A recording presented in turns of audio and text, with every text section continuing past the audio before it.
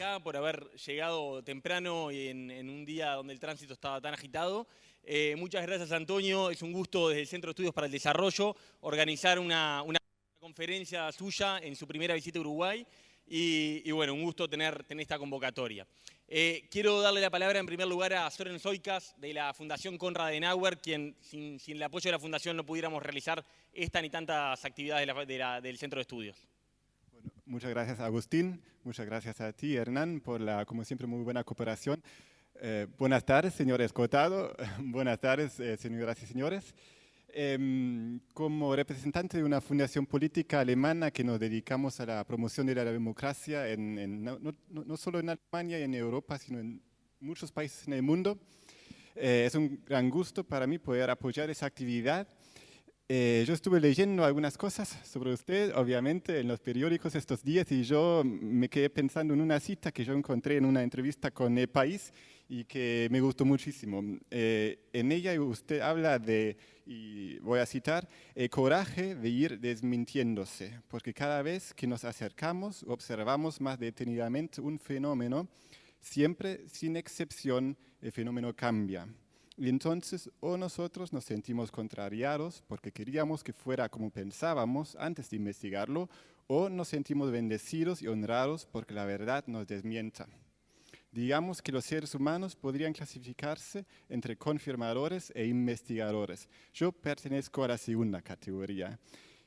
Y yo me quedé pensando hoy en muchas democracias del mundo, en Europa y tal vez también acá en América Latina necesitaríamos a más investigadores y a menos confirmadores, porque a mí me parece que es una enfermedad que están padeciendo muchas de nuestras democracias, porque nosotros entendemos por democracia no solamente la decisión por mayoría, sino que haya un debate democrático informado, y para eso necesitamos a investigadores y no a confirmadores. En este sentido, muy contento de estar acá y de poder escuchar ahora lo que nos va a decir. Muchas gracias.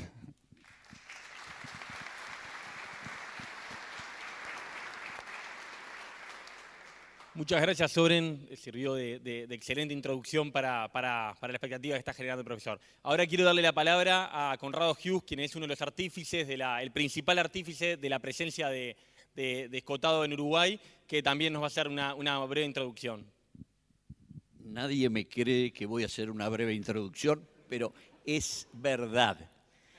El motivo por el cual le pedí a Hernán y a Agustín para hablar era simplemente para contarles gracias a qué existe este evento de esta noche.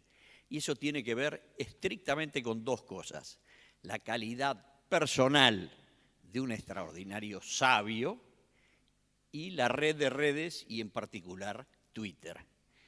El 31 de agosto del 17 yo venía siguiendo a Escotado, había comprado algunos de sus libros, había conseguido, y lo había, digamos, reconocido a través de un programa de radio española que escucho de madrugada. Y sorprendentemente, el anuncio que todos los días revisa, Antonio Escotado te sigue en Twitter. Dije, esto es abrumador. ¿Cómo Antonio Escotado me sigue en Twitter? Y entonces, pensando que era un error, rápidamente me fui a lo que se llama DM, Direct Messaging, porque es la manera de captarlo. Y le escribí esto: maestro de maestros, desde Montevideo, mi admiración y respeto por su extraordinaria contribución intelectual a la cultura de los tiempos que vivimos. Mientras leo su extraordinario trabajo de los enemigos del comercio, sueño con la idea de poderlo traer al Uruguay para hacer un seminario o un evento con el estudio de su obra y para devolverle al país su fe en la libertad. Su admirador, y le pasé mis datos. Y a vuelta de minutos recibo: gracias por tus palabras, Conrado. Mi padre, ahí descubrí que no era Antonio Escotado el que me seguía, era Jorge, que está aquí en la primera fila, Últimamente se desplaza poco porque trabaja de manera incansable en su próximo libro, además de colaborar mensualmente con un par de revistas. No obstante, te dejo su correo para que se lo comentes personalmente. Un abrazo y gracias por seguirnos. Aquí lo tenemos.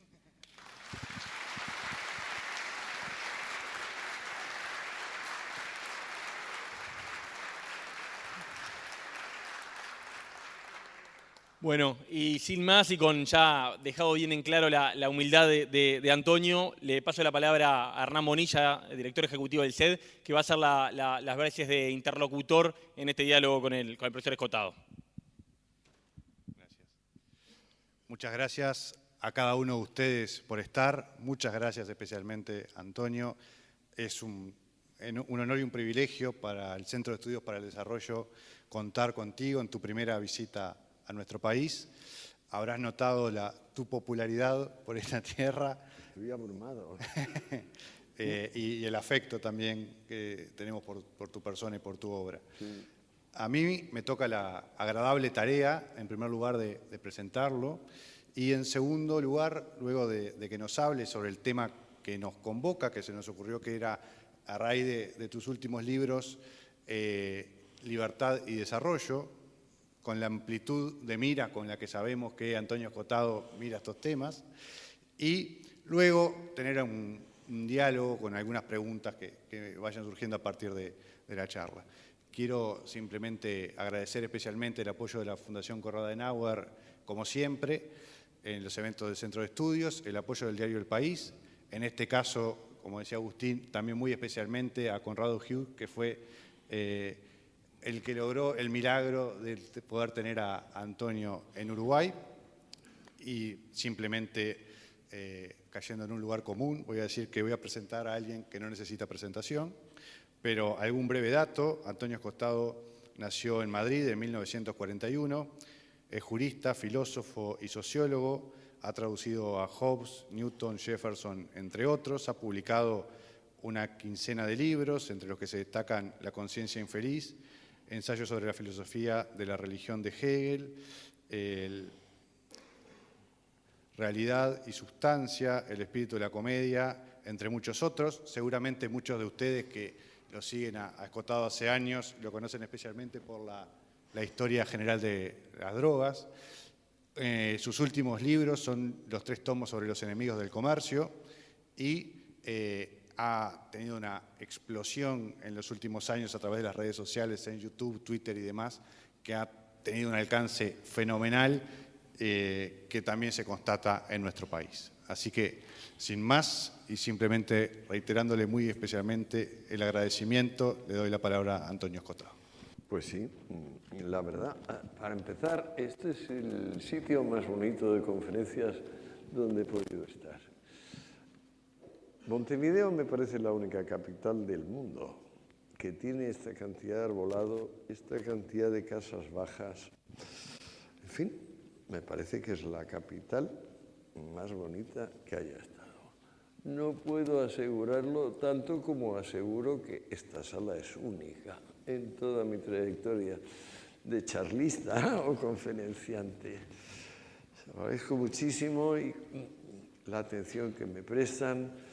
Para mí eso es un gran honor porque, la verdad, yo he estudiado no pensando que tendría la recompensa de su atención, sino porque era una necesidad mía de aclararme sobre algunas cosas. Y lo que nos estaba contando el amable patrocinador, el representante de esta fundación, Konrad Adenauer, pues claro, es maravilloso que, aparte de cumplir una vocación, pues bueno, tengan todas estas oportunidades de conocer Montevideo, conocer esta sala, conocerles a ustedes, ponerme a su disposición personalmente. Y vamos a ver, libertad y desarrollo.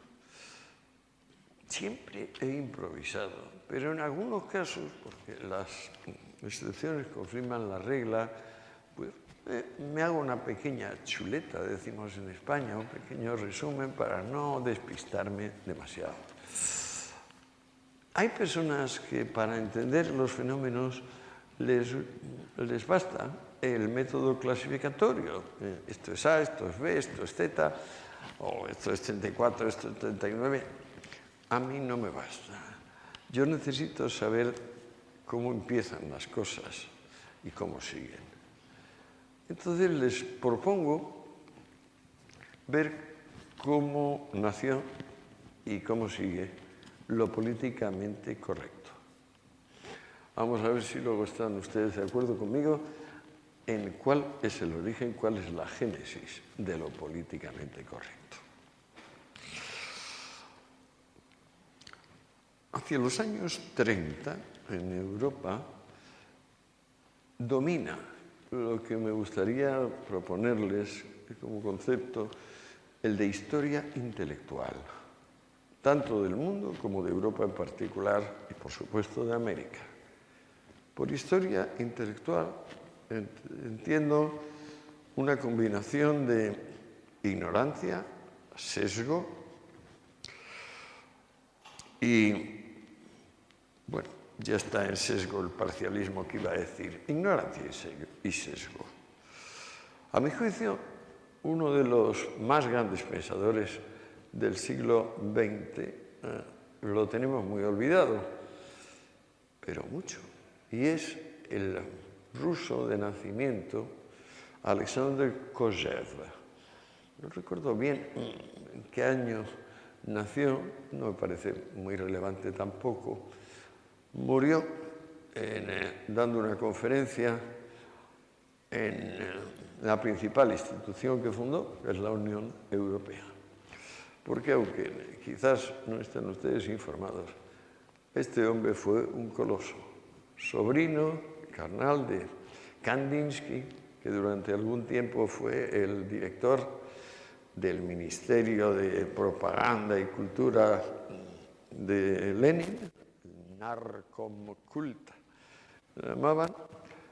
Consiguió, gracias a su tío, que pronto dimitió del cargo, claro, consiguió escapar.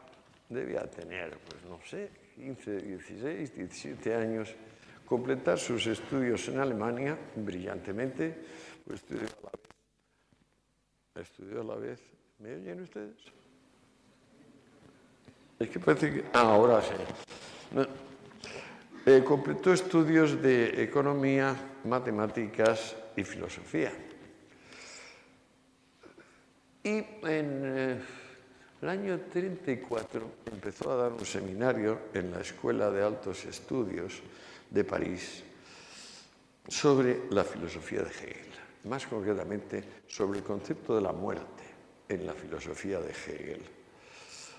A esos seminarios asistió, pues bueno, la crema del florinata del pensamiento francés, aunque entonces eran la mayoría de ellos muy jóvenes y desconocidos. Luego se harían conocidos. Claude Lévi-Strauss, Albert Camus, Raymond Aron, bastantes más. Roger Caillois, que fue el que realmente redactó. Y en el año 37, no se lo van ustedes a creer, en el año 37, este hombre dijo que la dialéctica amo siervo, que había vertebrado la historia universal, tal como la describió Hegel, es decir, que en origen, digamos, dos antropoides se encuentran y uno le dice al otro, a mí la vida tal y como me viene dada, muy estrecha, no estoy dispuesto, sí, por eso es que noto que va y viene, pero yo la verdad es que me sigo quedando en mi sitio y sigo teniendo mi voz. No, pero eso es una lata, porque entonces no puedo mirar. Vamos a ver si amablemente... Sí. Uno le dice al otro, a mí la vida, si no tengo un esclavo, si no tengo uno que trabaje para mí, si no tengo alguien que se interponga, Y ahora acopla, vaya por Dios.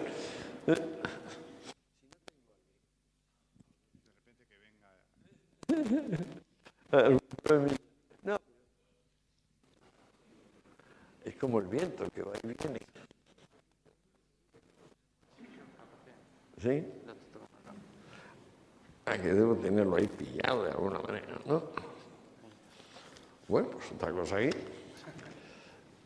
Si no tengo a alguien que se interponga entre la intemperie, no estoy dispuesto a vivir, pero me parece que tú tienes suficiente apego a la mera vida como para servirme de esclavo. ¿Estás dispuesto a luchar a muerte? Así plantea Hegel el origen de esa dialéctica en la fenomenología del espíritu, uno de los libros más densos y, a mi juicio, el más fulgurantemente genial de los que se haya escrito. Bueno, naturalmente, el otro sí que tenía miedo. Y dijo, bien, yo no estoy dispuesto a luchar contigo, te serviré. Sin embargo,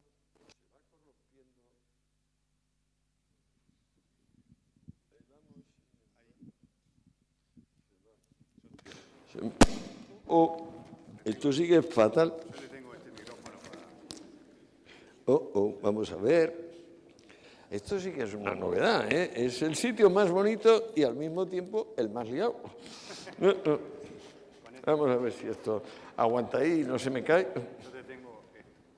No, eso también es demasiado. Perdona que no.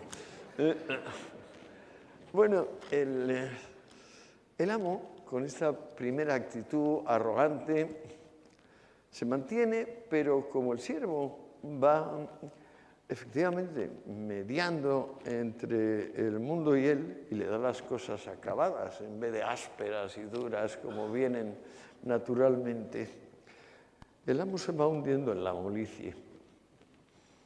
El siervo, a su vez, que ha empezado con el autodesprecio, de temer la muerte en mayor medida que el otro antropoide, que el otro humano, se va fortaleciendo con lo que Hegel llama la paciencia de lo negativo. Va aprendiendo. Y llega un momento donde el reconocimiento, que es lo que la dialéctica del reconocimiento, Hegel dice, la conciencia de sí solo es conciencia de sí para otra conciencia de sí. Solo en la medida en que es reconocida es conciencia de sí. Pues resulta que acaba ganando. Hegel no precisa mucho, pero luego, 6 capítulos después, cuando habla de la revolución, es curioso que la fenomenología repasa toda la historia universal sin un solo nombre propio. Son figuras de la conciencia las que van pasando, por ejemplo, el amo, por ejemplo, el siervo, luego será la conciencia noble, la conciencia vil, el revolucionario, el conservador. El caso es que el siervo gana. Pronto o tarde el siervo gana. Los amos dejan de ser amos. Y o bien empobrecidos en términos absolutos o en términos relativos, la historia humana se convierte en las democracias que más o menos vamos teniendo a partir de la Revolución Francesa, con los tremendos altibajos que esto supone. Pues bueno, en el año 37 es tremendo darse cuenta de que Kojève a esos alumnos súper talentosos les dice: la dialéctica del amo y el siervo se ha terminado. Ya no hay protesta por parte del siervo. El siervo está igualado. El amo ha dejado de ser amo. Es un ciudadano más. ¿Qué está pasando en el mundo? Está subiendo a toda velocidad Hitler al poder. Están aumentando los gastos de defensa y de rearme de tal manera que Hjalmar Schacht, el ministro de Hacienda de Hitler, que había hecho el primer milagro alemán de frenar la hiperinflación y hacer desarrollo, dimite. El año anterior ha dimitido y le ha dicho a Hitler, esto no lo puedo mantener. Hemos hecho el milagro, pero con los gastos de Realme no lo puedo mantener. Hay un acercamiento de siempre, aunque digan las historias, la historia intelectual, aunque diga que estaban en contra Stalin y Hitler, es absolutamente incierto. Desde que Stalin toma el poder en la Unión Soviética, en el año 24, su orden es a los comunistas alemanes, dirigidos por Thälmann, votad siempre lo que votan los nazis. Nosotros somos aliados de los nazis, nuestros enemigos son los socialfascistas. Fíjese qué gracia, porque ahora los políticamente correctos llaman fascistas a todos los que no coinciden con ellos. Pues el tremendo Kozev, en el año 37, él era tan irónico que decía, yo soy el único estalinista ortodoxo. Dice, se acabó la dialéctica de la mujer siervo. ¿Qué es lo que viene? Viene un zoológico confortable. Habrá comodidad. La conciencia, pues, se espiritualizará todavía mucho más. El mundo estará en manos de muchos menos. Pero, en fin, como se acabó la dialéctica, en realidad va a depender del mérito de cada cual, qué lugar ocupe. Ahora pensamos, por ejemplo, en personajes como Sergey Brin o Larry Page, que son los inventores del algoritmo de búsqueda de Google. Nos damos cuenta de que son no solo unas eminencias teóricas, sino unos hombres que influyen brutalmente en el devenir de la humanidad entera, del globo. Y lo mismo pasa con otros. Pues esto se lo cuenta Kozev. Y fundamentalmente dos de sus oyentes, Camille y Aaron, se dan cuenta y dicen, caramba, entonces estamos sumidos en una historia intelectual, hay que hacer una historia real. Y empiezan a hacer la historia real. Luego se sumarán a ese proyecto Schumpeter, básicamente, el hombre más culto de su tiempo, con diferencia. Hayek, me parece que Norbert Wiener, que es el hombre que empieza a investigar los sistemas autoorganizados. A ver si me queda... Ah, sí, y luego ya la secuencia de pensadores que disuelven la apariencia de que es caos todo aquello que no se somete a ecuaciones, vamos, que una curva sin derivada. Todo aquello que es áspero, brusco, que no tiene la gradualidad debida para que le sea aplicable el cálculo newtoniano. Bien, lo dice en el 37. 2 años después estalla la guerra. De alguna manera, Kozev se mete en los entresijos del gobierno francés, acaba siendo una figura decisiva en tiempos de Gaulle para la pacificación de Argelia. Y luego, con esa cabeza que él tenía, resulta que crea el GATT, el Acuerdo General sobre Tarifas, que ahora constituye la Organización Mundial del Comercio. Él seguía diciendo que era el único estalinista ortodoxo, agárrense bien. ¿Por qué? Pues porque él era capaz de decirle al delegado de Ghana y al delegado de Uruguay y al delegado de Tailandia, oye, yo me sé lo que estáis cobrando de aranceles a los bienes que importáis, pero me he dado cuenta que no sale bien. Es decir, hagamos un acuerdo general de tarifas y todo el mundo saldrá ganando. Para esto había que saber mucho, ya había más de 100 países en la Tierra. De modo que finalmente, este gran filósofo, único filósofo, diría yo, de su tiempo, junto con Einstein, y luego ya vendrán Prigogine, que a mi juicio es el que completa la tríade de pensadores extremadamente profundos,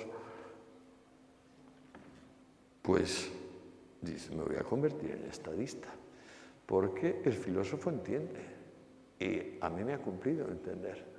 Pero es que ahora voy a influir. Y como siempre, con el gusto de la sombra que tuvo Alexander Kojève, pues nada, se puso a organizar la Comunidad del Carbón y el Acero, y la posterior, que se está queriendo caer esto, y la Unión Europea tal y como está. Murió precisamente de un infarto masivo cardíaco cuando estaba dando una lección magistral a los altos mandos en Bruselas de lo que ahora es la Unión Europea. Se ve que es que el problema del sonido es que tengo la voz aguardentosa y un poco grave, y entonces, claro, igual que los agudos los cogen bien los micrófonos, pero los graves los cogen peor. Discúlpenme, pero tampoco puedo cambiar de voz. Vamos a ver si lo podemos acomodar. Bien, pues como el mundo...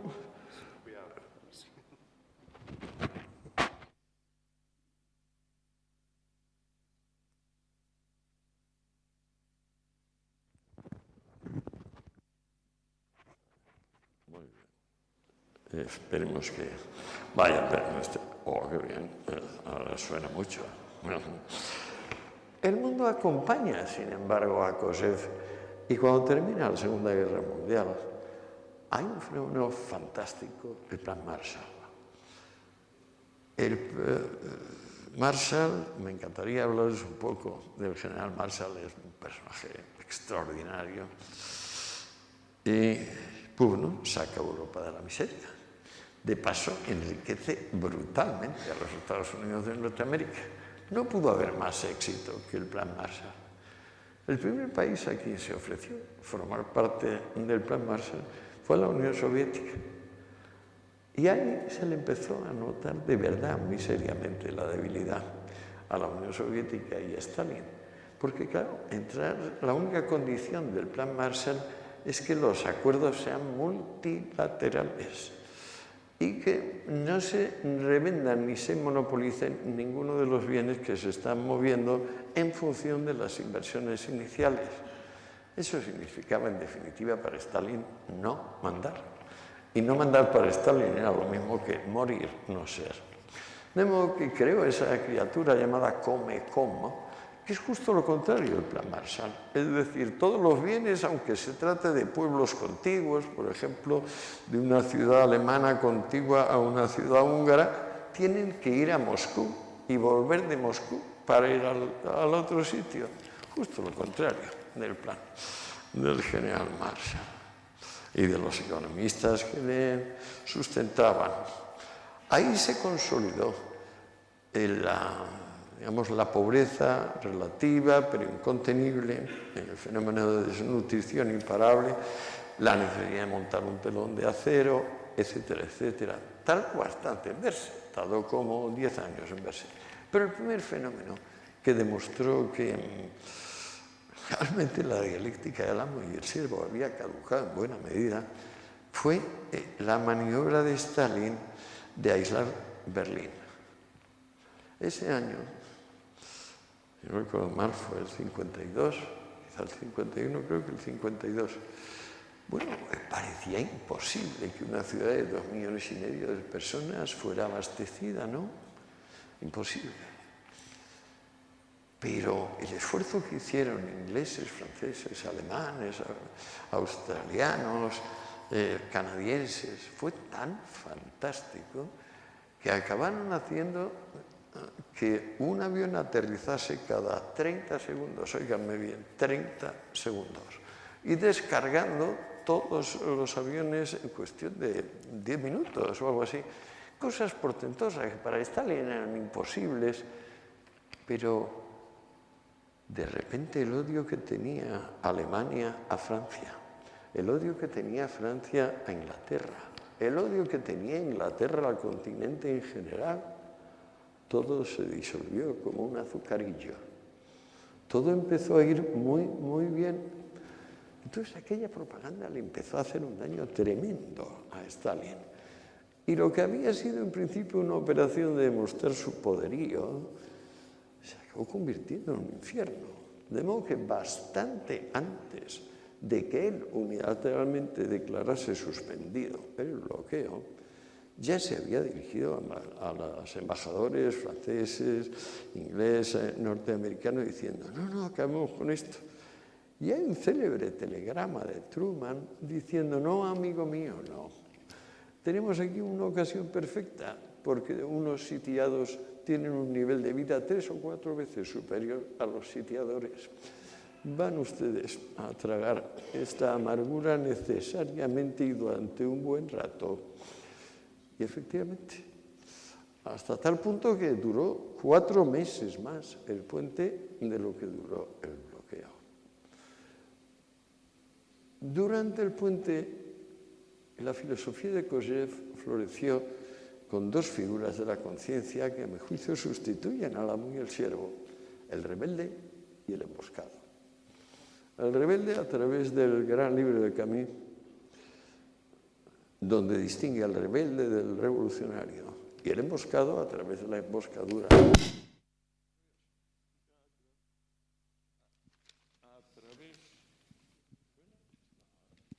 se ha jorobado inevitablemente. ¡Ay, qué horror! Sí que estaba en el saco, pero yo no sé qué ha pasado con el saco. Si te animás, sabés que hay gente en el fondo que no termina de escuchar, si te animás a usar el micrófono, sé que es incómodo, pero creo que... No lo haré, no, en principio me resistiré como gato panza arriba, pero si no hay otro remedio, es que luego, ¿cómo me voy a tomar un chupito? Ya llevo un buen rato.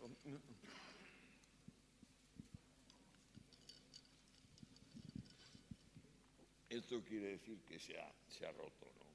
Debe ser que se ha roto. Ahí viene. Se ha roto, me temo.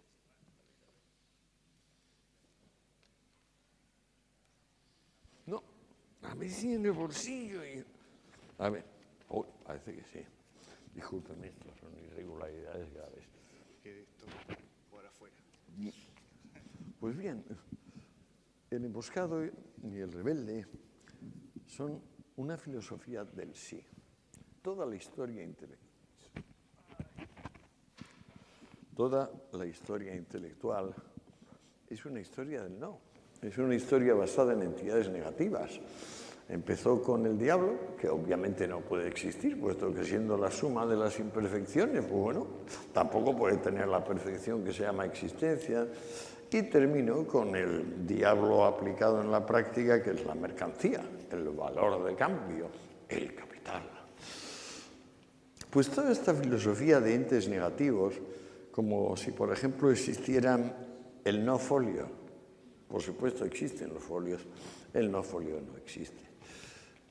Toda esta filosofía de adjetivos y adverbios, se habrán ustedes dado cuenta que el lenguaje humano, hay una parte de seres que Aristóteles llamaba divinos, las sustancias primeras, los individuos determinados, concretos, que tienen un detalle infinito siempre.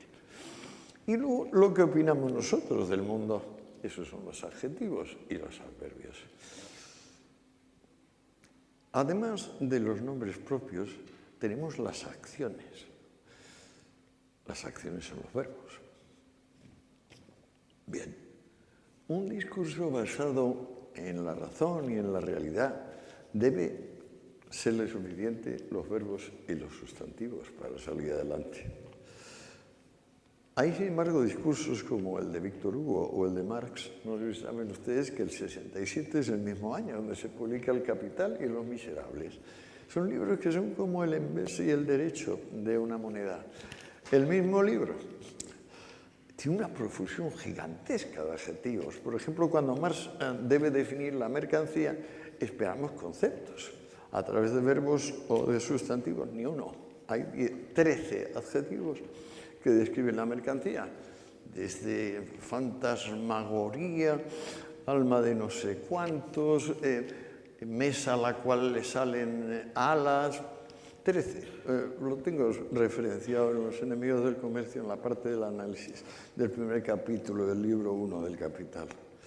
Pues bueno, el caso es que la filosofía que viene con el emboscado y con el rebelde es una filosofía del sí y una filosofía de nombres propios y de verbos,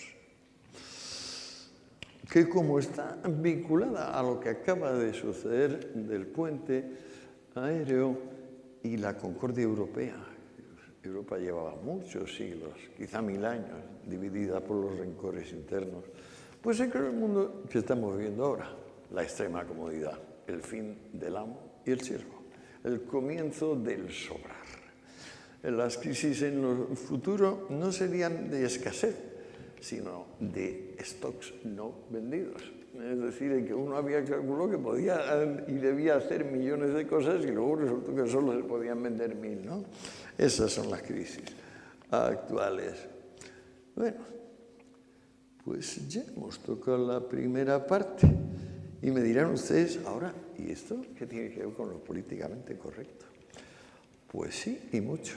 Había uno en el seminario de Kojève, Claude Lévi-Strauss, extraordinario antropólogo, tiene un libro genial llamado Tristes Trópicos, pero este también era del Partido Comunista, como lo era Camus, por ejemplo, o lo era también Kojève.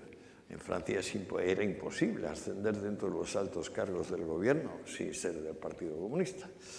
El caso es que el mundo iba progresando, haciéndose rico, todo mejorando y entonces empeorando espectacularmente para la filosofía del no, para la filosofía de los adjetivos y los adverbios, para la espera de aquello que en realidad no es, para el mirar a otra parte, para el decir yo prefiero la utopía que la realidad, yo quiero cambiar la realidad desde el principio.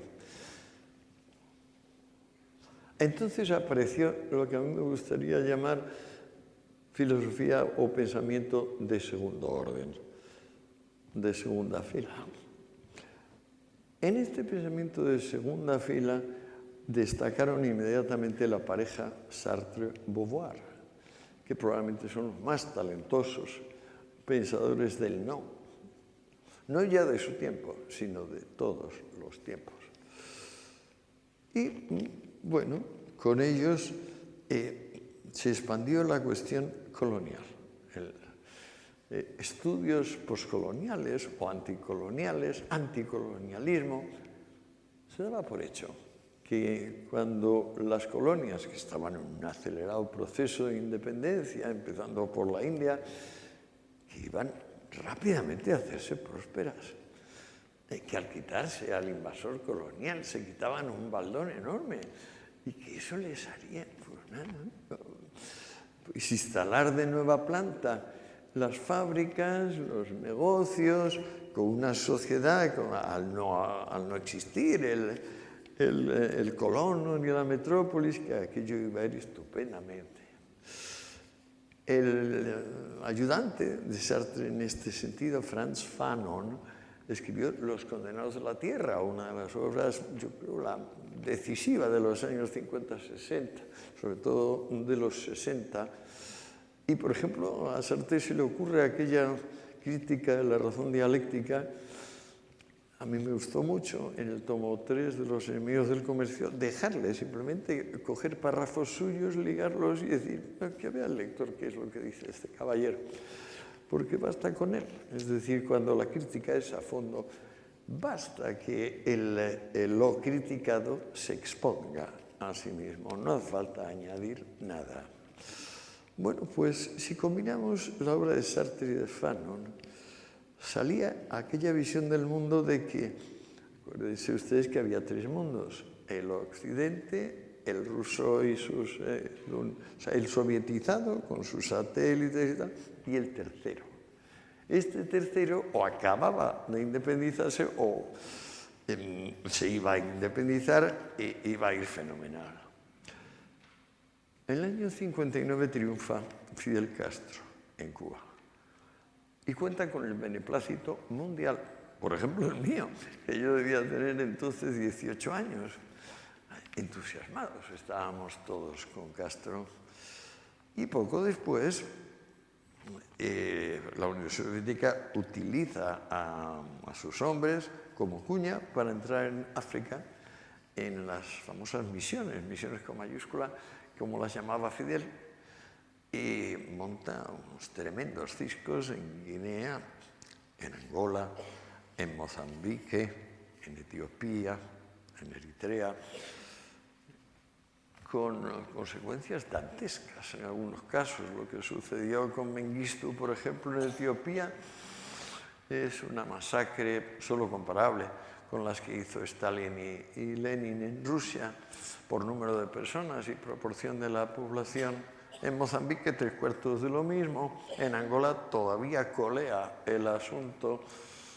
Vamos, que ahora, si pensamos en las colonias, en la relación de la metrópoli con los países colonizados, nos damos cuenta de dos cosas, a mi juicio, indudables. Uno, que la inversión de la metrópoli siempre es superior al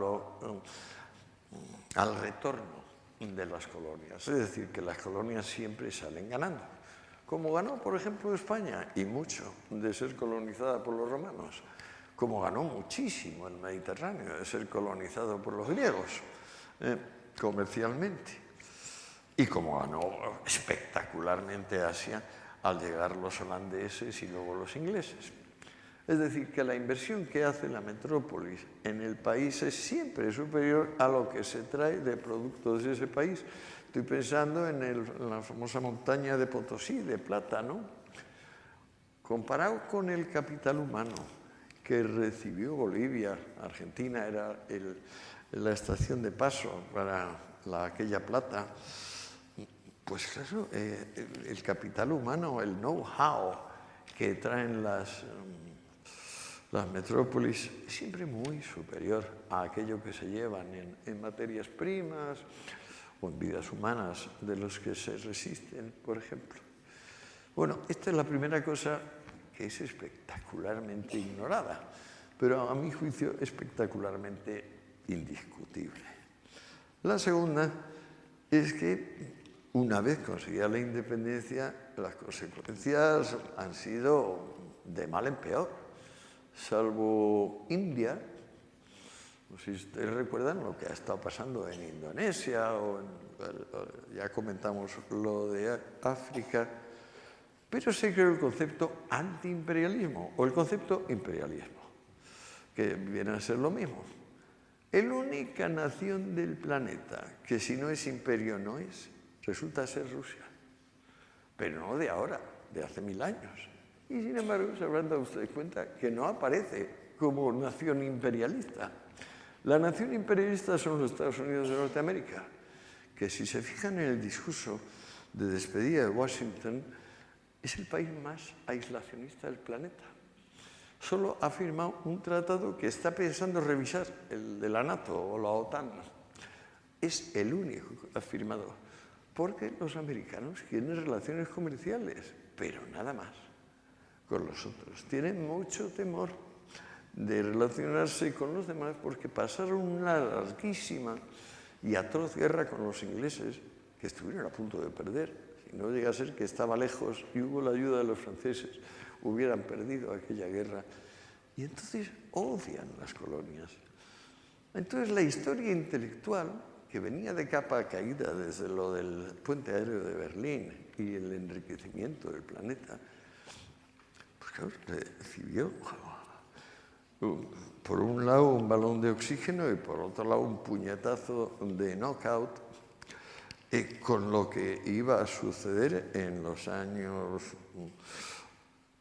vamos a decir, a concretar la fecha, en el año milagroso de la Revolución, en 1968, donde hubo los problemas con los universitarios en la plaza de Tlatelolco, en el Distrito Federal de México, la primavera de Praga, el socialismo de rostro humano que trajo Dubček, que algo de parecido debe tener con Mújica, me suena a mí, Dubček. No lo sé, pero la verdad es que no estoy informado para nada de lo de Mújica y sobre todo el Mayo francés. ¿Qué fue el Mayo francés? Pues el Mayo francés empezó siendo unas protestas en la universidad. Y aquello iba muy bien, porque efectivamente se paralizó la universidad, se creó un maravilloso, gigantesco happening.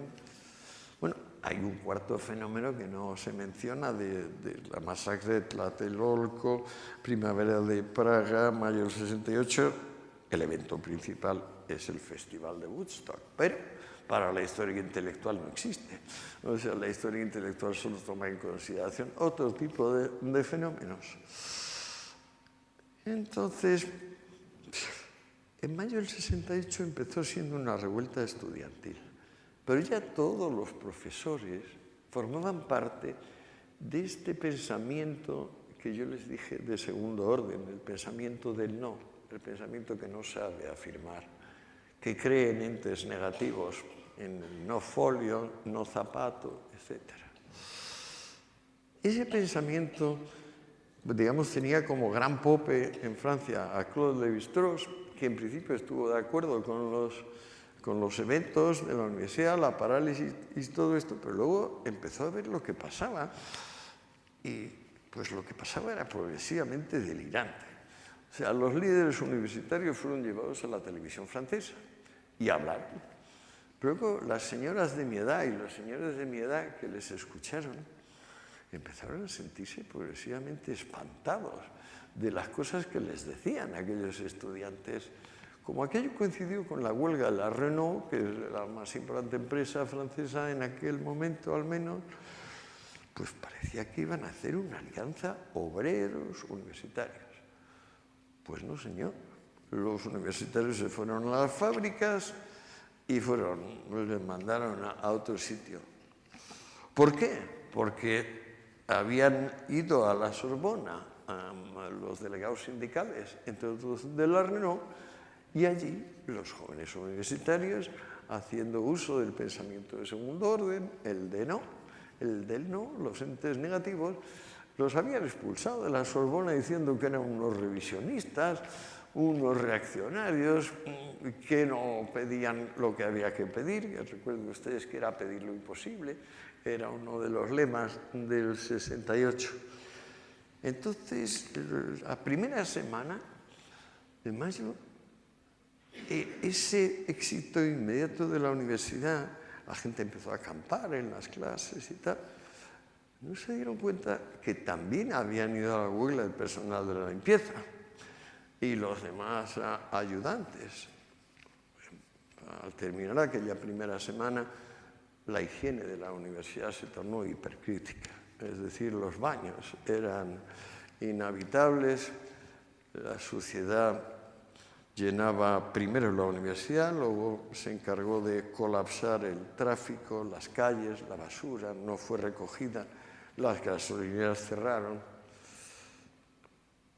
8 días después de comenzar la protesta universitaria, el gobierno descubrió con absoluto estupor y comenzaban huelgas de las llamadas salvajes, es decir, no había pliego de condiciones, no se pedía nada a los empresarios, nada concreto, simplemente no vamos.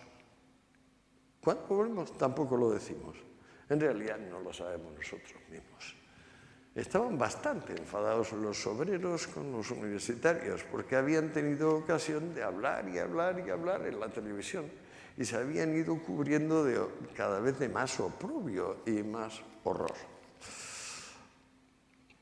Bien, llegó un día donde Mitterrand le dice a la tele: el Partido Socialista y el Partido Comunista están dispuestos a asumir la situación que es de absoluto caos. Y la respuesta al día siguiente fue que entró en huelga el 90% de los empleados de Francia. O sea, por primera vez en el siglo XX un país quedó total y absolutamente colapsado. Creo que los únicos que no fueron a la huelga fueron los empresarios. Aunque no me extrañaría que algunos pequeños empresarios se sumaran al gran happening que representaba decirle al gobierno: París es la ciudad revolucionaria por excelencia. Esta va a ser la cuarta comuna insurrecta de París. Aquí va a ver el gobierno lo que vale un peine, lo que es la independencia del pueblo. Y efectivamente, De Gaulle, aterrado, se coge un helicóptero y se va a ver a Massy, que tenía las únicas tropas de superélite, una división de paracaidistas. Massy había estado a sus órdenes en diferentes periodos. Según Massy, el gigante de Gaulle, tan valiente, uno de los hombres más valientes del siglo XX, sin duda alguna, por méritos en combate, se echó a llorar y dijo: no sé lo que pasa. El país está paralizado, temo en cualquier momento una masacre, una catástrofe increíble. ¿Tú vendrías con tu división y por lo menos me controlabas el centro de la ciudad? Massy le dijo que por supuesto, que contaba con él. El país se dio cuenta, era Pompidou el primer ministro entonces, de que no estaba de Gaulle. Y ya aquello, todo paralizado, todo paralizado. Las voces de los universitarios se habían quedado atrás. Los obreros tampoco decían nada. Mitterrand, pobre de él, pensaba que se podía hacer cargo junto con el Partido Comunista, mientras el Partido Comunista lanzaba frenéticos mensajes todos los días de: por Dios, volver al trabajo, orden, orden y progreso. Recordaba a Comte el positivismo. En fin, cuando el país supo que no estaba de Gaulle, ese día aparecieron todos los periódicos, las teles, las radios. Se ha ido el presidente, vamos, jefe del Estado, era de Gaulle entonces. Pues bueno, al día siguiente aparece y dice una cosa fantástica. Convoco para dentro de 15 días elecciones generales. Se acaba la huelga, se espera las elecciones. ¿Cuál es el resultado? Victoria abrumadora de Gaulle. Entonces uno piensa: caramba. Pero no es solo abrumadora de Gaulle, es que prácticamente el Partido Comunista francés desaparece como entidad, digamos, funcional dentro del sistema político francés. El Partido Socialista experimenta un brutal retroceso con Mitterrand y parece que el país se ha ido a la derecha, digamos, que también luego habla en un momento de lo del disparate de la derecha, pero en mi juicio la derecha se convirtió en centro a partir del plan Marshall. Pero bueno, parecía que era una brutal anti-revolución. No. A los 8 días había convocado de Gaulle un referéndum de autoconfirmación. Lo perdió abrumadoramente. Fíjense ustedes lo que es el pueblo francés, porque a veces nos molesta, pero qué bárbaro, qué bárbaro. O sea, por primera vez coge a un gobierno, lo estrangula y le dice: aquí el que manda es el ciudadano. Pero claro, es mucha responsabilidad, de modo que se lanzan al vacío. Por primera decisión apoyamos masivamente a De Gaulle, luego cuando se trata de decir realmente apoyan a De Gaulle, dicen: para nada, este es un anciano que no nos sirve. Dicen: bueno, pues esto es la realización de la libertad. Bueno, esto es nuestro mundo. O sea, lo que queda de Francia, lo que tomó recuperar la basura que cubría las calles de París, hacer que volviese la gasolina, que los coches habían parado en la calle. O sea, se habían quedado sin gasolina en la calle. París era una inmensa masa de latón de los coches paralizados. Cuando el país se recuperó, el mundo entero estaba más por Woodstock que por la masacre de Tlatelolco. Todavía no sabemos la magnitud que pudo tener de muertos aquello del DF, pero el país entero estaba en lo que estamos ahora, es decir, en una escandalosa prosperidad, nunca vista. Vamos, que sobra de todo. Yo no sé si en Europa hay una sola persona que se muera de hambre. Pues bueno, no hay en la memoria registrada de la humanidad nada parecido a un conjunto de 600 millones de personas, 500, donde nadie se muera de hambre. Claro, esto es un logro fantástico. Pero para el pensamiento del no, Sartre ya está muy viejo, la Beauvoir también, y estos eran los más grandes. Luego tenían a la Escuela de Frankfurt. Mi primer libro es sobre Marcuse y me da risa y he prohibido que lo reediten porque es una tontería haciendo de repelente el niño Vicente con muchos datos y no sé qué, y viendo si Marcuse podía o no hacer la síntesis que quería de Freud con Marx y con Hegel. Bueno, si ahora releemos a la Escuela de Frankfurt, a Horkheimer, a Adorno y a Marcuse, nos reiremos y mucho, porque son unas veces vaguedades desconcertantes, otras veces simples y flagrantes contradicciones, en fin, superficialidad, trivialidad. Allí no hay pensamiento. Pero Sartre, Beauvoir y los frankfurtianos, así como este loquísimo psicoanalista, me parece que lo tengo apuntado aquí, siempre se me olvida, porque Wilhelm Reich. Estos, sin embargo, eran de pensamiento de segundo orden, pero mucho más fuerte que el pensamiento de aquellos que eran ya catedráticos por medios distintos de la oposición, todos los que voy a mencionar ahora, que, bueno, siguen siendo el pensamiento más difundido, la posverdad, la posmodernidad. ¿Quiénes son estos caballeros? El señor Althusser, el señor Derrida, el señor Foucault y el señor Deleuze. Vamos a ver los dos primeros.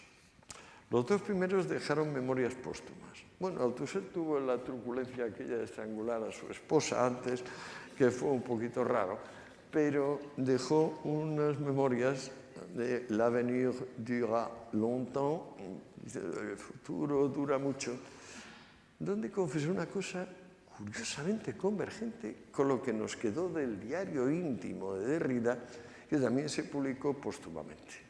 Se trataba de dos personas caracterizadas por algo singular, una vocación indomable a la enseñanza, problemas gigantescos para leer cosas que no escribieran ellos, a tal punto que Althusser detalla hasta dónde pudo leer de la crítica de la razón pura, que fue a la página 5 del prólogo.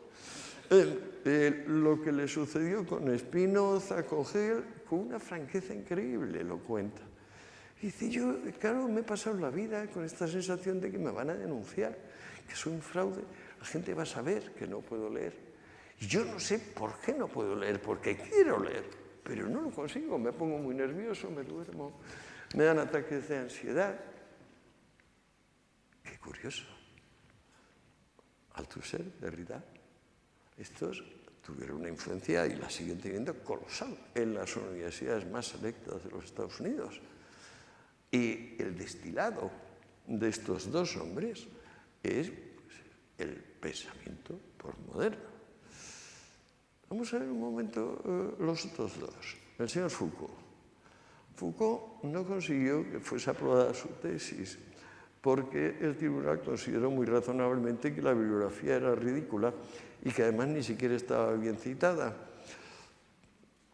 Como no pudo verse conocido como doctor, no consiguió el grado de doctora, bueno, empezó con una cosa de profesor temporal y a publicar este tipo de libros como Historia de la Sexualidad. No sé si lo han leído ustedes, se lo recomiendo como género, digamos, de humor tronchante. En cuanto a falta de rigor crítico de la materia, porque empieza, termina cuando le da la gana, pierde los hilos, en fin. Foucault fue el primer muerto de SIDA, me parece que lo saben ustedes. Foucault ya había apoyado explícitamente a la ETA, a Brigadas Rojas y a la banda Baader-Meinhof, porque ahora vamos a hablar un segundo de la decepción de los estudiantes por lo que pasó en mayo del 68. El caso es que en el sótano de casa de Foucault en Los Ángeles se descubrió un museo de aparatos de tortura medievales. Y ojo, todos los aparatos habían sido usados recientemente. No quedaba ninguno que no tuviese sangre humana. Claro. Nos queda el cuarto caballero, Gilles Deleuze. Gilles Deleuze, como este mundo es un pañuelo, tuve que traducir su tesis doctoral sobre Spinoza y la traduje, efectivamente. ¡Qué libro! Por favor, si les parece, ustedes hagan la prueba y verán lo que es una mezcla de copiar lo que ya había dicho Martial Gueroul sobre Spinoza y ya el comienzo de lo que en España llamaríamos paridas, es decir, frases que empiezan pero no terminan, opiniones peregrinas. Deleuze se tiró por la ventana. Bien, ¿qué pasó cuando los estudiantes, desesperados de no poder tomar la Bastilla otra vez, de ser escuchados, de no resucitar la Revolución Francesa, qué pasó? La más grande oleada de terrorismo que ha conocido la humanidad. A lo mejor ustedes no lo relacionan.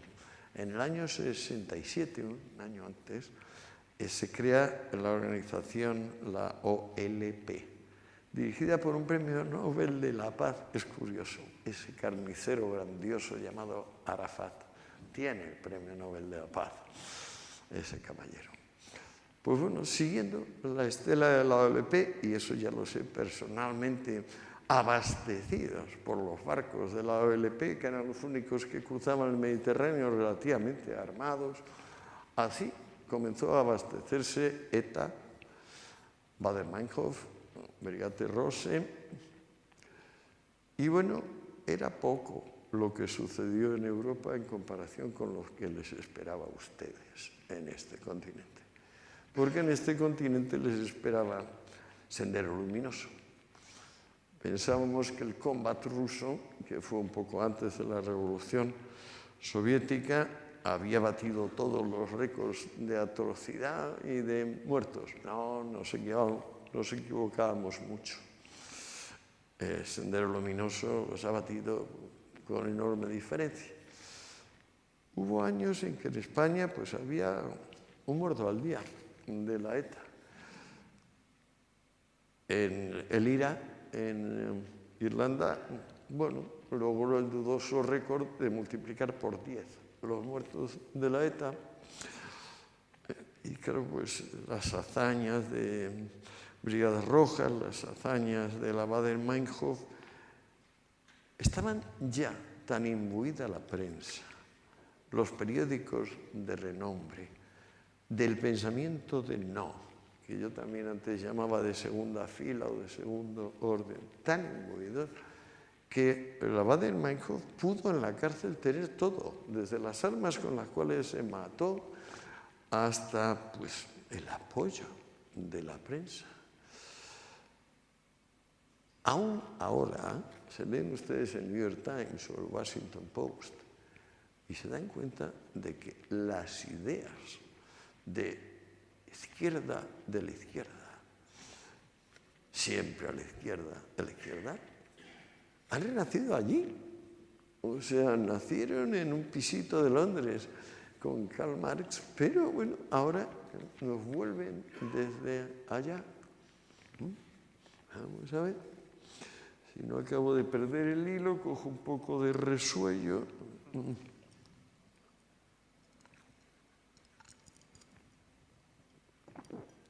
Cuando los estudiantes no lograron volver a tomar la Bastilla, decidieron que el proletariado se había traicionado a sí mismo. Y que como el proletariado se había traicionado, la única forma es asumir ellos esa miserable clase que ignoraba sus propios intereses objetivos. El concepto de clase lo desarrolló Marx ignorando los trabajos de compañeros suyos, muy concretamente Agustín Thierry y Charles Comte, no Augusto, Charles Comte, que habían hecho trabajos de décadas sobre cómo en los estamentos medievales se habían ido convirtiendo en clases, es decir, sobre cómo una sociedad coagulada en castas se había ido fluidificando y adaptándose más o menos a los méritos y a la suerte de cada cual. A Marx nunca le interesó leer a Thierry o a Comte. y mucho menos investigar por sí mismo. De modo que si ustedes ven la obra de Marx, se darán cuenta de que él habla de las clases como si fueran castas. Menudo equívoco. Con las castas, allí donde naces mueres, es la ley de la cuna. Con las clases es imposible permanecer en la misma situación de clase minuto a minuto. Yo, por ejemplo, a la vuelta de Uruguay traeré unos dólares, pues ya he subido de clase. Si no los trajese, ya habría bajado de clase. ¿Qué significan las clases sociales? Fluidez. Fluidez. ¿Qué significan las castas? Lo contrario, el intento de anulación del tiempo.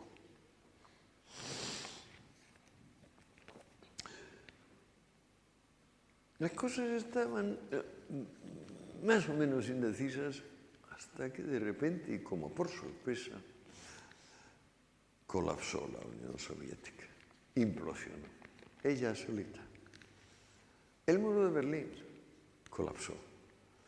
Entonces, ¿qué pasa con la conciencia que tenía como portavoces a Althusser, a Derrida, a Foucault, a Deleuze?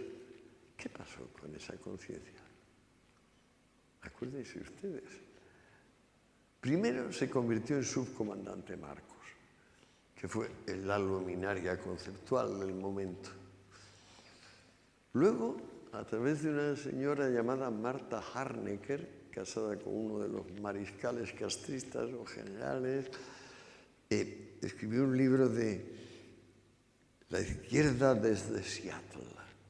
El prólogo del libro, al igual que el prólogo del libro del subcomandante Marcos, decía: ¡ay, estamos hundidos! ¿Qué podemos hacer? Ellos mismos habían estado criticando mucho a los rusos y criticando también a Alemania Oriental. Pero una cosa era criticarles, otra cosa es que se hundiesen las subvenciones. En Cuba esto significó el comienzo del periodo especial y la transformación de la isla en el mayor burdel que ha conocido la humanidad en todos los tiempos, aparte de una reducción drástica en la nutrición de sus habitantes. ¿Se redujo la conciencia del no, la filosofía de segundo orden? Pues no, señor. ¿Están en retirada ahora? No, señor. Supongo que los que estamos en esta sala tenemos mayoría los que pensamos que los nombres propios y los verbos son preferibles a los adjetivos y a los adverbios. Pero no pasa esto con los periódicos ni con las televisiones. Es más, cuando aparece alguien que no forma parte del pensamiento de tipo posmoderno, cuando no piensa en la posverdad, pues bueno, se le llama populismo, ultra extrema derecha, y son fenómenos como Bolsonaro, Trump y lo que venga, el italiano, Salvini me parece que se llama, ¿no? Y lo que venga. Qué cosas más curiosas. O sea que la conciencia está seducida por un sistema exactamente inverso al de la realidad reinante. La realidad rebosa comodidad, rebosa bienes, rebosa libertad. Al fin, a través de Internet, ya resulta que la información se ha hecho ubicua y es gratuita. Todos somos potencialmente sabios. Sin embargo, la conciencia dominante es posmoderna. No digo yo que lo sea en términos de voto. En España estamos esperando a ver qué va a pasar en las elecciones del día 20 próximo. Pero ¿qué demonios pasa? Primero, el proletariado traicionó a la clase. Luego nos damos cuenta de que Marx no estudió las clases. Es más, el día antes de morirse le pidió a Engels que le comprase un cuaderno y escribió las clases sociales. Ahí escribió 12 líneas. Esas 12 líneas son el capítulo 52 del tomo 3 del Capital. En el Manifiesto Comunista, Marx había dicho que las clases se habían reconducido a dos grandes, la burguesía y el proletariado. en esas 12 líneas del capítulo 52 que colacionó, Engels dice que si nos atenemos a la fuente de los ingresos, hay miriadas de clases, hay ilimitadas clases. ¿En qué quedamos? No eran dos, son miriadas. Pero ¿son clases o son castas? ¿Qué pasa? ¿Qué hay en común? Pues que estamos disconformes, que no nos gusta la realidad, que preferimos la fantasía.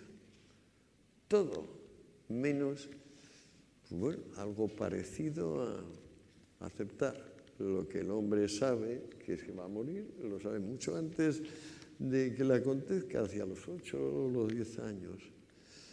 ¿Por qué? En la época de mayor prosperidad incomparable en la humanidad sigue manteniéndose el pensamiento de los no entes. Hace poco publiqué un artículo en Libertad Digital que era la prueba del 5. La prueba del 5 es muy sencilla. Basándose en que todas las palabras tienen sinónimos, todas, y es muy fácil encontrárselo, vamos a prescindir en el discurso político de 5 palabras. Izquierda, derecha, ultra, extrema y fascista. Entonces hice la prueba, traje unos amigos a casa y dije, vamos a ver si somos capaces de hablar de política sin estas 5 palabras. Recordad que cada vez que alguno de vosotros la saque, yo voy a levantar la mano. Ya el primer día se fue con cajas destempladas, el primero, cuando yo había levantado la 12ª vez la mano. Entonces digo, ¿pero qué pasa? ¿Padecéis afasia? Porque cuando uno no tiene sinónimos, es un ente clínico llamado afasia, y las palabras se reducen drásticamente y de repente, pues si suele manejar 1000 o 2000, pues esa persona se pone a manejar 7.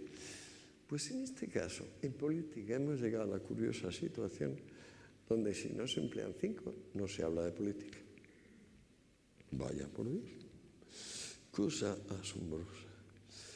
Esto me lleva a pensar, uy Dios mío, estamos copiando el tiempo sobradamente.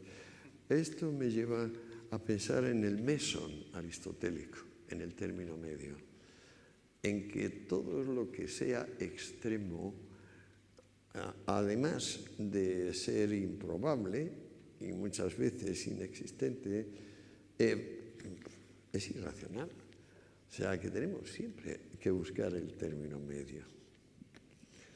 Claro, ¿cómo le vamos a buscar término medio, por ejemplo, a un discurso donde todo se basa en 5 palabras? ¿Cómo vamos a poder ir a las elecciones los españoles pensando que si Vox no es ultra extrema derecha y si Podemos no es ultra extrema izquierda, nadie es nadie y no pasa nada? Qué brutal empobrecimiento de la conciencia, qué reducción del sentido crítico. Estuve en la tele con Pablo y me dio la copa y me dijo, tienes que cogerla con la izquierda y decir algo. Y la cogí con la derecha y dije, guerrilla de la concordia.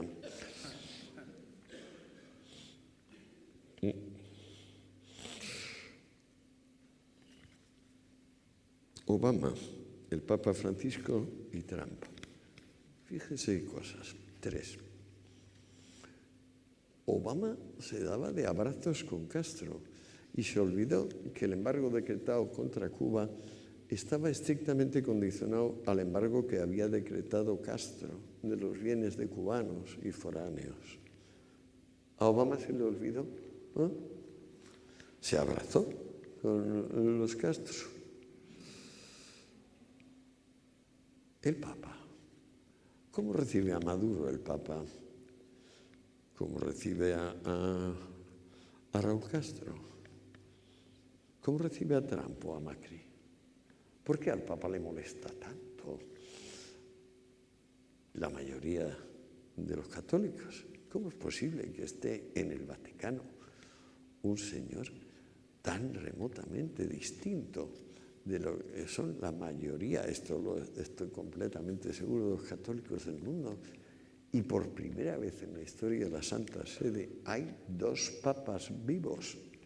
Uno, súper inteligente, Ratzinger, que tiene pues, por lo menos 2 o 3 libros muy notables. ¿Qué ha forzado a Ratzinger a irse? ¿Qué ha llevado al poder a Francisco? ¿Qué ha llevado al poder a Trump? Pues estos todos son interrogantes. Yo la verdad es que solo tengo por cierto que lo políticamente correcto está vinculado a lo más incorrecto en política que podemos imaginar, que es una instigación consciente y voluntaria de la discordia, del extremismo, del odio, del no. Y resulta que, estando mejor que nunca, los que nos apacientan, el New York Times, el Washington Post, la Sorbona, el presidente del gobierno español actual, nos dicen no, que en realidad el ser no precede al no ser. Tiene el mismo valor, la misma condición ontológica, y que probablemente lo justo es el no ser. Se ha llegado a un momento donde el mutilado se llamaba mutilado, también se llamaba pues, que había nacido con defectos congénitos. Hemos llegado a una categoría mucho más amplia, desfavorecido. Hay un mundo de favorecidos, los que no nos quejamos, los que amamos la vida, los que decimos sí, los que estamos dispuestos a perdonar y a compadecernos. Y luego están los desfavorecidos. Y decimos, caramba, ¿cómo podemos distinguir al desfavorecido del que no es capaz de recibir con gratitud, del que no es capaz de, que se dedica a pedir sin dar? ¿Cómo es posible que hayamos llegado a la curiosa circunstancia de ser los más inteligentes, los más ricos, los más capaces? Somos vivientes que dominamos el planeta. ¿Cómo es posible que hayamos cumplido hasta este punto la perspectiva del zoológico que había sacado en su día Alexandre Kojève y dijo, eso es un zoológico cómodo? Pero claro, si es un zoológico, el director del zoológico no pertenece a la misma especie, es otra especie. El director del zoológico es el propiamente humano, y el propiamente humano es el que dice no, el que usa adjetivos y el que usa adverbios. Vaya paradoja. Bueno, y no se me ocurre nada más que esto. Mucho cuidado con lo políticamente correcto.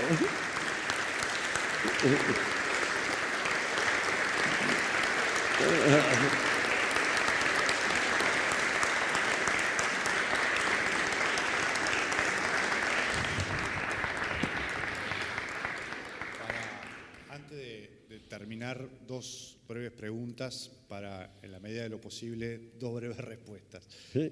Vos hablabas de el descontento, sobre todo, ponías el caso de los jóvenes con el Mayo francés, y hoy en alguna medida se ve algo parecido con lo que llamamos millennials, ¿no? En un mundo en el que la prosperidad, indicadores de vida, de desarrollo, etcétera, están, como vos decías, en el mejor momento de la historia, la menor pobreza en la historia mundial, la menor indigencia, mayor expectativa de vida, etcétera. Las encuestas muestran que los más jóvenes son los que más muestran simpatía por ideas socialistas. ¿En qué medida eso sigue siendo producto de la educación y en qué medida lo contrarrestan? Vos has hablado en alguna conferencia, las redes sociales, los videos, las ideas que se difunden como tus propios videos, ¿Y qué puede pasar con eso? ¿Vamos a ir a un momento de prosperidad que se puede ver interrumpido por ese avance de ideas socialistas o las ideas liberales tienen chance de ganar esa batalla? En mi caso, las redes han sido providenciales para sacarme de la situación de luz de gas y silencio que montaban combinadamente el PSOE y el PP, porque mi pensamiento es horrible para el PP, pero también es horrible para el PSOE. Y entonces, gracias a Twitter, a Instagram y a Facebook, es diferente. Y vendo libros y puedo tener la oportunidad de hablar con ustedes. Por ejemplo, a mí me viene fenomenal, por eso estoy tan en apoyo de Internet. A mí me parece que con Internet se van a acabar muchos de los chollos que tienen los malos y los tontos hasta ahora. Va a ser mucho más difícil seguir engañando. Pero claro, tomó un cierto tiempo. Mi hijo Antonio, que ahora está cumpliendo 26 años, ya hace 10 me decía: padre, es que realmente somos tan invertebrados, somos tan incapaces de tener un décimo de la voluntad que tú tienes siendo un anciano, que no sé dónde vamos a ir. La palabra invertebrado, claro, molusco, falta de hueso, es un lógico producto de la riqueza también. ¿Por qué se hundió el amo? Por la molicie, ¿no? ¿Por qué ascendió el siervo? Por el trabajo, la paciencia, lo negativo, que aguantó la vida, soportó el contacto con la intemperie y transformó el mundo y finalmente ha inventado Internet. Bueno, por eso también les recordaba lo de Koshev, porque con una clarividencia prodigiosa en el año 37, cuando estaba preparándose la hecatombe de las hecatombes, que fue la Segunda Guerra Mundial, dijo: no se preocupen, señores, esto va a la calma. Lo que pasa es que una calma de zoológico. En el zoológico estamos. La mayor parte del personal, yo ahí sí que diría que hay más de 5 de cada 10, o consciente o inconscientemente está dispuesto a considerarse desfavorecido. Es decir, a pedir algo más de lo que ya tiene, a recibir con ingratitud y a pedir sin dar. Y la última. Muchas veces quienes nos consideramos liberales sentimos que no logramos transmitir bien nuestras ideas. Chocamos contra una sociedad, en el caso de la uruguaya, que sigue siendo muy estatista, proteccionista, conservadora en el peor sentido de la palabra. Y uno tiende a pensar que debe haber algún error en quien intenta difundir esas ideas, sino que en la gente. ¿Qué error o qué errores ves que cometemos los liberales que hace que sea difícil, que nos cueste tanto transmitir ideas y convencer a la gente de nuestras ideas? Bueno, es que la verdadera diferencia entre liberal y conservador es que el liberal no teme el cambio, tampoco es que se va a sumar a cualquier cosa, tampoco va a usar el rencor de clase, como dice Iglesias Junior, como brújula, no. Pero ha habido mucho conservador vestido de liberal. O sea, un Mises, por ejemplo, es un pensador muy valioso en algunos sentidos. Su análisis de que si no dejas la fijación espontánea de los precios, no puedes calcular si has tenido beneficio o pérdidas, es un concepto impecable, no se había dicho. Y sin embargo, cuando luego piensa uno en el conjunto de la obra de Mises, es otro de los del anti, es decir, es anticomunista. Mises no es capitalista, es anticomunista. Entonces, esto de estar en el anti es olvidar la parte de sustancia, de gratitud, de compasión, de sí, de emboscadura, de rebeldía. Todo esto que vieron muy bien Camus y Junger en el año 52, coincidiendo con el puente aéreo, que fue como la realización de eso de: señores, no nos equivoquemos, queremos el cambio, pero no somos negativistas, o sea, queremos un cambio razonable. Y estamos, por un lado, con los conservadores, digamos, carcas izquierdistas, fachas, que diríamos en España, y los mega hiperconservadores, que son los comunistas, que son eso mismo, pero en un grado extremo. Darnos cuenta de que para liberar las responsabilidades estar abierto a acuerdos. Pues no siempre es fácil, porque una de las cosas que ahora espero yo que Internet ayude a hacer es, recortando la arbitrariedad del gasto público, situar los sistemas fiscales donde tienen que estar. O sea, hacer tarifas del IRPF, el impuesto de renta de personas físicas, que sean viables, tampoco sean dogmáticas. Tenemos que huir del dogmatismo en todas sus formas. Tenemos que aceptar la realidad, tenemos que sentir el mundo continuamente y para lograrlo tenemos que estar muy abiertos. Eso quiere decir, tenemos que estar estudiando todo el tiempo, aprendiendo todo el tiempo. Muchísimas gracias, Antonio, por la charla y muchas gracias a todos ustedes por acompañarnos.